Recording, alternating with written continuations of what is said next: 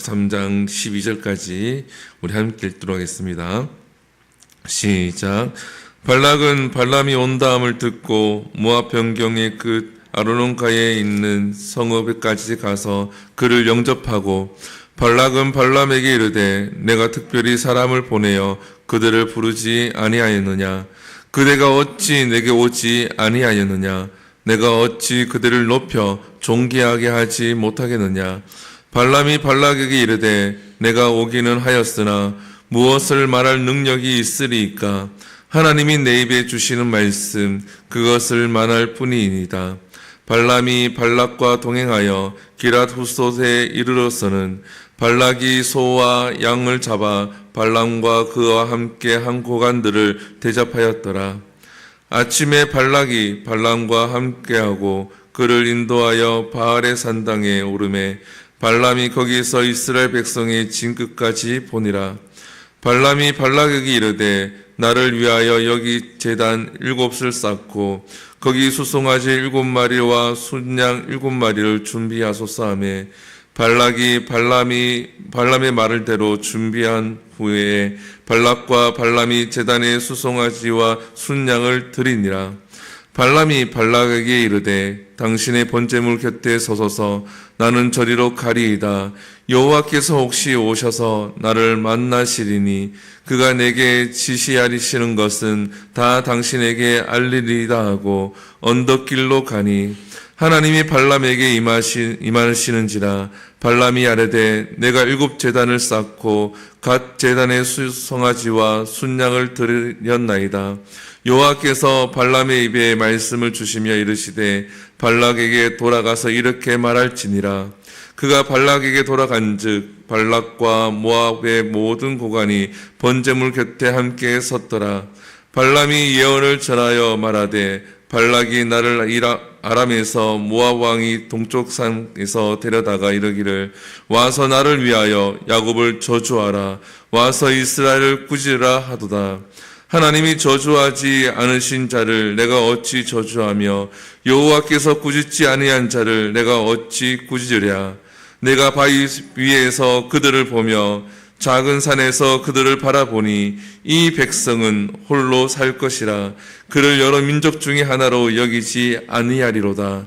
야곱의 티끌은 누가 능히 세며 이스라엘 4분의 1을 누가 능히 셀고 나는 의인의 죽음을 죽기 원하며 나의 종말이 그와 같기를 바라노라 하매 발락이 발람에게 이르되 그대가 어찌 내게 이같이 행하느냐? 나의 원수를 저주하라고 그대를 데려왔거늘 그대가 오히려 축복하였도다. 발람이 대답하여 이르되 여호와께서 내 입에 주신 말씀을 내가 어찌 말하지 아니할 수 있으리이까? 아멘.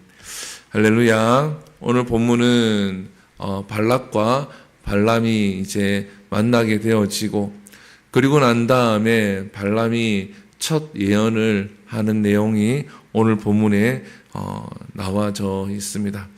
먼저 발락과 발람이 만나게 되어집니다. 이 과정 속에서 하나님이 간섭을 하셨죠. 사실은 발람이 발락 왕을 만나지 않아도 됩니다. 하나님께서 가라고는 하셨지만 하나님이 발람에게 가지 말라고 해도 전혀 이상하지 않은 겁니다. 그런데 하나님께서는 발람을 발락 왕에게 다시 보내죠. 보내서 오늘의 이 사건이 일어나게 되어집니다. 이 발락 왕은 발람이 오기를 간절히 기대했죠. 그래서 먼 곳까지 나와서 이 발람을 맞이합니다. 그리고 그를 위해서 송아지를 잡아서 그를 지극히 대접을 합니다. 그 이유가 무엇입니까? 바로 이스라엘을 저주해달라라는 거죠. 이스라엘을 저주해달라는 그 뜻으로 이 발락 왕이 발람을 그렇게 극진히 대접을 합니다. 우리가 다른 사람을 누군가를 섬기고 대접할 때에 물론 여러 가지 이유가 있겠지만 우리 악한 마음으로 다른 사람을 섬기고 다른 사람을 속이기 위해서 이렇게 해서는 안 될 줄 믿습니다. 이 왕은 이스라엘을 저주하는 것에, 그리고 이스라엘을 물리치는 것에만 관심이 있고, 하나님이 지금까지 이스라엘 향해서 하신 일들을 그가 들었음에도 불구하고 오로지 이 상황을 면하는 데만 초점이 맞추어져 있다라는 거죠. 우리들도 마찬가지입니다. 하나님의 뜻이 어디에 있는지를 우리가 분별해야 합니다. 무조건 이 상황만 면하면 돼. 이 상황을 면하고 난 다음에 내가 더 하나님을 잘 섬길 거야 라고 우리가 생각을 합니다. 그러나 하나님은 지금 너가 그 상황에서 진심을 다해서 나를 섬겨라 라고 말씀을 합니다. 사랑하는 성도 여러분, 이 발락 왕이 이스라엘 백성들이 얼마나 싫었으면 저주한 사람을 데리고 와서 저주하려고 합니까? 오히려 모세를 만나서 이야기를 해서 오히려 좋게 풀어갈 수도 있는데 불구하고 그의 욕심과 그의 시기심에 의해서 이와 같은 일이 발생을 합니다. 그리고 난 다음에 오늘 본문에 보게 되어지면 이 발람이 하나님께 제사를 드리는 모습이 등장을 합니다. 23장 1절에 보게 되어지면 이렇게 얘기하죠. 발람이 발락에게 이르되 나를 위하여 여기 제단 7을 쌓고 거기 수송아지 7마리와 순양 7마리를 준비하소서 하며. 우리가 언뜻 보기에는 하나님을 잘 예배하고 또 하나님 앞에서 제단을 잘 쌓는 것처럼 보이지만 이것은 어떠한 형태의 제사에도 해당되지 않는 겁니다. 하나님이 알려주신 그 제사법에는 7은 없지요. 이것은 이방신을 섬길 때에 그들이 하던 행위를 그대로 하나님 앞에서 하고 있다라는 겁니다. 우리가 세상의 가치관을 가지고 와서 이것이 만약 하나님이 기뻐하시는 것인 것처럼 우리가 할 때가 있다라는 거죠. 하나님 기뻐하지 않음에도 불구하고 이게 세상은 이렇게 하니까, 세상은 이렇게 돌아가니까 이렇게 해야 한다라고 생각할 때가 있습니다. 그러나 하나님은 이것을 기뻐하지 않습니다. 근데 오늘 본문에 보게 되어지면 하나님이 발람에게 임하시죠. 그리고 이스라엘 향해서 첫 예언을 하게 되어집니다. 하나님께서 왜 이 발람의 제사를 받으셨을까요? 하나님이 계획하신 일을 하기 위해서 하나님이 받으셨다라는 겁니다. 저는 이 본문을 읽으면서 이러한 생각을 한번 해보았습니다. 우리가 때로는 이러한 모습을 보인다고 할지라도 하나님의 계획에는 차질이 없이 하나님이 일하시는구나. 내 인생에도 일을 하시고 교회 가운데도 일을 하시고 이 나라 가운데서도 하나님이 일하시는구나. 우리가 때로는 이 발람과 같이 하나님이 원하지 않는 제사를 드릴 때가 있다라는 거죠. 그러나 하나님은 이 발람을 통하여서 이스라엘을 축복하시기를 원하셨기 때문에 그 제사가 있음에도 불구하고 발람에게 임하게 되어집니다. 그리고 난 다음에 오늘 본문 23장 7절부터 해서 12절까지 보게 되어지면 발람이 이스라엘을 축복을 합니다. 저주를 하라고 데리고 왔는데 이 발람이 이스라엘을 축복을 하는 거죠. 하나님의 일은 이러합니다. 지금 발람이 서 있는 곳은 모압 왕 앞에 서 있다라는 거죠. 그가 이스라엘을 저주하면 왕이 진노하게 되어지면 이 발람의 목숨은 순식간에 사라질 수도 있습니다. 그럼에도 불구하고 이 발람은 이스라엘을 축복하는 데까지 이르게 된다라는 거죠. 이것이 하나님이 일하시는 것이고 이것이 하나님의 계획입니다. 이스라엘을 저주할 수밖에 없는 상황에서 이방 주술가를 통하여서 하나님의 살아계심을 나타내고 그의 입술을 통하여서 이스라엘을 축복하게 하시는 것이 하나님의 계획입니다. 그래서 발락 왕이 뭐라고 얘기합니까? 11절에 보게 되어지면 발락이 발람에게 이르되 그대가 어찌 내게 이같이 행하느냐? 나의 원수를 저주하라고 그대를 데려왔거늘 그대가 오히려 축복하였도다. 결국은 발람은 이방 주술가이기는 하지만 하나님의 뜻을 드러내는 자가 되어졌죠. 그래서 12절에 발람이 이렇게 이야기를 합니다.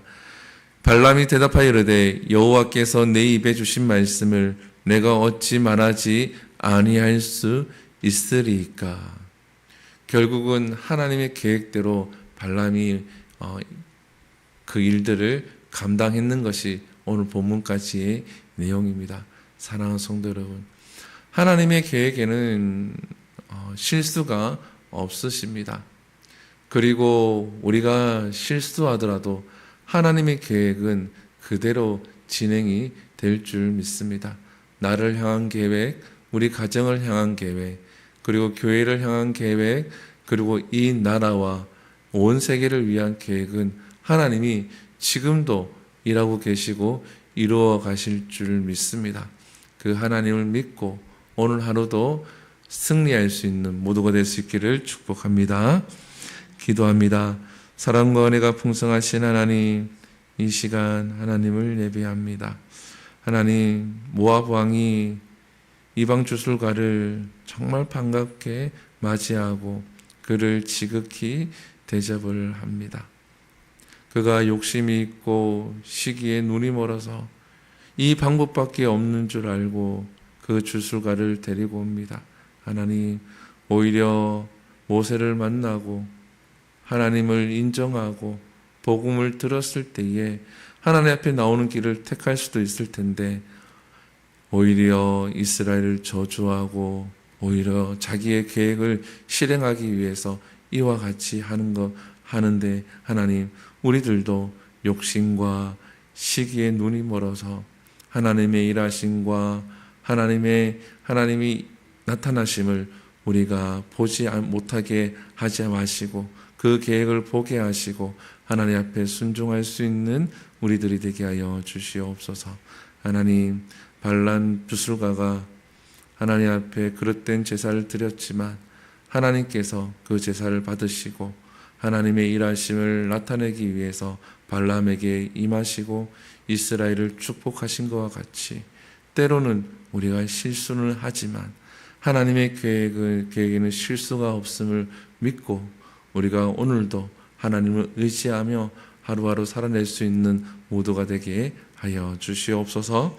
이 모든 것 살아계신 예수님 이름으로 기도드립니다. 아멘. 주기도 예를 마칩니다. 하늘에 계신 우리 아버지여, 이름이 거룩히 여김을 받으시오며 나라의 임하옵시며 뜻이 하늘에서 이루어진 것 같이 땅에서도 이루어지리이다. 오늘날 우리에게 일용할 양식을 주시옵고 우리가 우리에게 죄 지은 자를 사하여 준 것 같이 우리 죄를 사하여 주옵시고 우리를 시험에 들게 하지 마시옵고 다만 악에서 구하시옵소서. 대개 나라와 권세와 영광이 아버지께 영원히 쌓옵나이다. 아멘. 우리 이 시간 함께 기도합니다. 말씀을 기억하시면서 기도하시고 또 이 나라를 위해서 기도합니다. 이 나라 하나님께서 끝까지 붙들어 주시고 하나님께 사용되어지는 나라가 될 수 있도록, 또 교회를 위해서 기도할 때도 이 교회가 하나님 뜻대로 세우셨는데 하나님 뜻을 이룰 수 있는 교회가 될 수 있도록 함께 기도해 주시고 일꾼들을 보내주시고 일꾼들을 세워주시고 또 오늘 우리 한우 박지암 어린이를 위해서 우리 함께 기도해 주시고 우리 김양숙 집사님의 어머니가 온전히 회복될 수 있도록 기도하시고 전쟁이 종식될 수 있도록 기도하신 후에 우리 자유롭게 기도하고 돌아갑니다. 우리 주 한번 부릅니다. 주여, 사랑과 은혜가 충만하신 하나님, 주님 앞에 우리가 엎드려 하나님 앞에